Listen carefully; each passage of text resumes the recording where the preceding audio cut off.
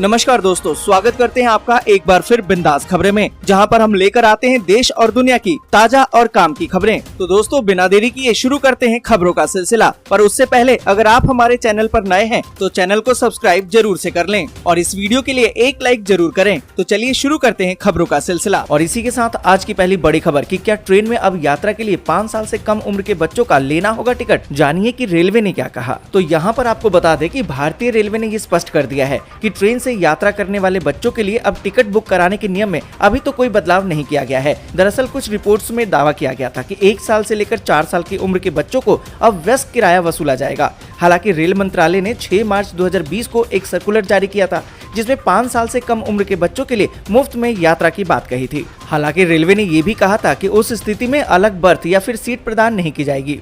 अगर किसी भी यात्री को उसके 5 साल से कम उम्र के बच्चों के लिए बर्थ या फिर सीट की आवश्यकता है तो उस स्थिति में सीट बुकिंग का पूरा व्यस्त किराया लिया जाएगा। तो दोस्तों, कमेंट करके आप भी बताएं, क्या आपने 5 साल से छोटे बच्चों के लिए टिकट लिया है? अगर हाँ तो कमेंट जरूर कीजिए। और इसी के साथ अगली बड़ी खबर कि किसानों को 3 लाख तक के लोन पर 1.5% की छूट। मोदी सरकार ने दी है बड़ी राहत। आपको बता दें कि कैबिनेट की बैठक में मोदी सरकार ने किसानों को एक बड़ी राहत दी है।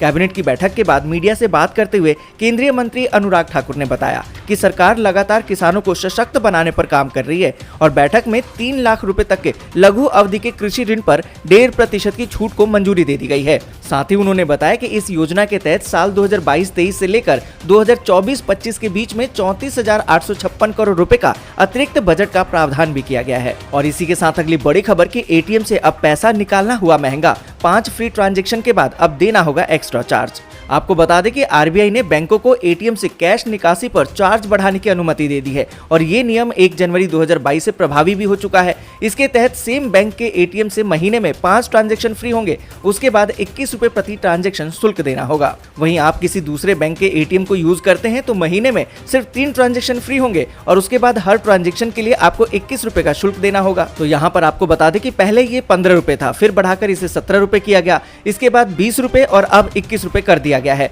यानी कि एटीएम से बार बार पैसा निकालना अब भारी पड़ेगा।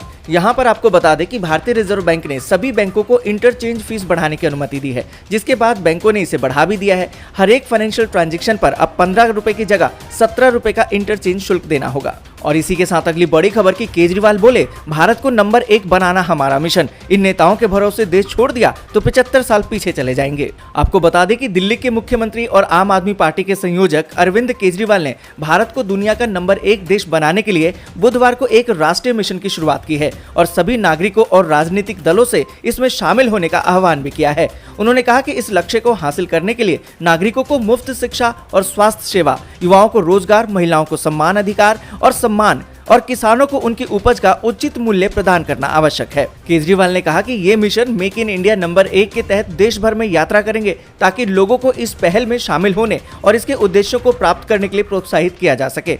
आपको बता दें कि मुख्यमंत्री ने कहा कि ये किसी राजनीतिक दल का मिशन नहीं है, ये एक राष्ट्रीय मिशन है। और इसी के साथ अगली बड़ी खबर कि कोरोना की रफ्तार पर लगी ब्रेक। बीते 24 घंटे में आए 10,000 से भी कम नए मामले, एक्टिव केस 1,05,000 के पार। आपको बता दें कि देश में कोरोना संक्रमितों की संख्या में लगातार उतार चढ़ाव जारी है। भारत की बात करें तो कोविड-19 के 9,062 नए मामले सामने आए हैं और उपचाराधीन मरीजों की संख्या अब कम होकर 1,05,058 हो गई है और बीते 24 घंटे में ही 36 और मरीजों की मौत हो गई है। और इसी के साथ अगली बड़ी खबर कि आज से 4 दिन बैंकों में नहीं होगा कामकाज। इस महीने में बचे हुए 14 दिन में 8 दिन बंद रहेंगे बैंक। आपको बता दें कि बीते दिनों 15 अगस्त से पहले बैंक में एक साथ कई छुट्टियां पड़ी थी। वहीं 15 अगस्त पर भी बैंकों में कामकाज न होने की वजह से कई लोगों के बैंक से जुड़े काम अटक गए थे। अगर आपका भी कोई काम बैंक में अटका हुआ है तो आप इसे जल्दी से जल्दी निपटा लें। आपको बता दें कि आज से फिर बैंकों में 4 दिन की छुट्टियां शुरू हो रही है। इसके अलावा इस महीने में बचे हुए 14 दिन में बैंक 8 दिन बंद ही रहेंगे। हालांकि ये छुट्टियां अलग अलग क्षेत्र के हिसाब से अलग अलग होंगी। आपको बता दें कि गुवाहाटी में 27 से लेकर 29 अगस्त तक लगातार 3 दिन कामकाज नहीं होगा। 27 को चौथा शनिवार है, 28 को रविवार और 29 अगस्त को श्रीमंत शंकर देव की तिथि है, जिसके कारण बैंक बंद रहेंगे। ऐसे में लोगों को यहाँ परेशानियों का सामना करना पड़ सकता है। और इसी के साथ अगली बड़ी खबर कि कोरोना वायरस के नए वेरिएंट ऐसे कर रहे हैं लोगों को परेशान, बढ़ रहा है दिल की बीमारी का खतरा। आपको बता दें कि कोरोना महामारी की 2 लहर की तबाही मचाने के बाद अब एक बार फिर से देश में कोविड संक्रमण के मामले बढ़ते और घटते दिखाई दे रहे हैं। नए वायरस के नए वेरिएंट लगातार लोगों के लिए परेशानी का सबब बन रहे हैं। इस बीच कोविड-19 को लेकर कई स्टडी सामने आ रही है। हाल ही में प्रकाशित एक अध्ययन के मुताबिक कोविड-19 संक्रमण के शिकार लोगों में दिल की बीमारी के बढ़ने का खतरा अधिक नजर आ रहा है। आपको बता दें कि जो रिपोर्ट प्रकाशित की गई है उसमें कहा गया है कि गैर टीकाकरण आबादी में सलाह तो ये दी गई है कि कोरोना महामारी से संक्रमित लोगों को अपने हृदय के संबंध सेहत पर ध्यान देना चाहिए। बताया तो ये गया है कि लोगों में आस्मिक हृदय रोगों का जोखिम 12 महीने तक अधिक रहता है। साथ ही बताया गया है कि मृत्यु का जोखिम युवाओं की तुलना में बुजुर्गों में अधिक था, जिनकी आयु 65 साल से अधिक या फिर उससे भी अधिक थी। और इसी के साथ अगली बड़ी खबर की कांग्रेस की भारत जोड़ो यात्रा 3500 किलोमीटर की करेगी दूरी तय। 23 अगस्त को लॉन्च होगा लोगो। आपको बता दें कि देश में धार्मिक ध्रुवीकरण की राजनीति के मुद्दे पर भारतीय जनता पार्टी का मुकाबला करने के मकसद से जो रैली निकाली जा रही है उसमें कांग्रेस भारत जोड़ो यात्रा लगभग 3500 किलोमीटर की दूरी तय करेगी और इसमें सामाजिक सौहार्द का संदेश देने के साथ साथ संविधान, धर्मनिरपेक्षता और सरकारी संपत्तियों को बचाने का आह्वान भी किया जाएगा। 23 अगस्त को कांग्रेस भारत जोड़ो यात्रा का लोगो और वेबसाइट रिलीज करेगी। जानकारी के मुताबिक राहुल गांधी इसे रिलीज कर सकते हैं। आपको बता दें कि कांग्रेस की भारत जोड़ो यात्रा 7 सितंबर से शुरू होगी। ये यात्रा 12 राज्य और 2 केंद्र शासित प्रदेश से होकर गुजरेगी। लगभग 150 दिन में पूरी होगी ये यात्रा। रूट इस तरह से बनाया गया है कि पैदल मार्च किया जा सके।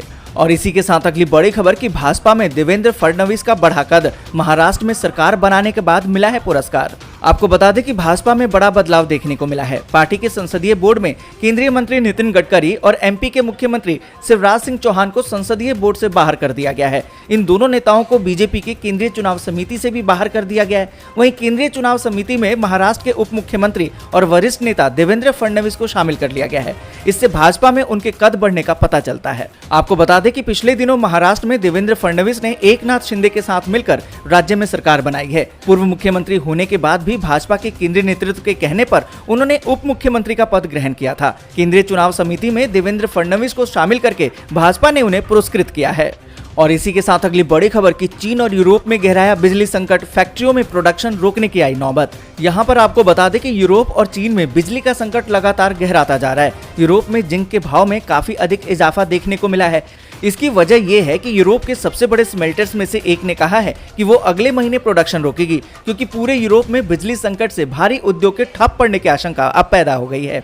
आपको बता दें कि पूरे महाद्वीप में फर्टिलाइजर से लेकर एल्युमिनियम इंडस्ट्री तक सभी एनर्जी की बढ़ती लागत की वजह से परेशान है। और इसकी वजह तो ये है कि यूरोप पर हमले के बाद रूस ने यूरोप को सप्लाई किए जाने वाले गैस के फ्लो को कम कर दिया है। और ऐसा नहीं है कि केवल यूरोप में बिजली का संकट देखने को मिल रहा है। भारत के पड़ोसी देश चीन में भी बिजली संकट गंभीर है। इस वजह से मेटल आउटपुट पर असर देखने को मिल सकता है। देश में पारा बहुत अधिक बढ़ने की वजह से बिजली की डिमांड भी बहुत अधिक बढ़ी है और दूसरी ओर पारा बढ़ने से पानी सूख रहा है। इससे हाइड्रो इलेक्ट्रिसिटी पर भी असर देखने को मिल रहा है। और इसी के साथ अगली बड़ी खबर की चीन के आक्रामक रुख को देखकर ताइवान ने भी शुरू कर दिया है युद्धाभ्यास। आपको बता दें कि ताइवान ने चीन की किसी भी हिमाकत का मुंहतोड़ जवाब देने के लिए युद्धाभ्यास शुरू कर दिया है। ताइवान ने अपने क्षेत्र में पीपल्स लिबरेशन आर्मी के जहाजों और लड़ाकू विमानों और चीनी मिसाइलों की फायरिंग के बाद दक्षिणी पूर्वी काउंटिंग हुलियन में बुधवार को सैन्य अभ्यास किया। उधर चीन की आक्रामक गतिविधियां भी जारी हैं। ताइवान की सेना ने बुधवार को चीन के 21 विमानों और 5 तोपों को ताइवान के चारों तरफ मंडराते हुए ट्रैक किया है। तो आज के लिए बस यहीं तक। वीडियो आपको अच्छी लगी हो तो लाइक और शेयर जरूर कर दें। अगर अभी तक आपने चैनल को सब्सक्राइब नहीं किया तो सब्सक्राइब जल्दी से कर लें।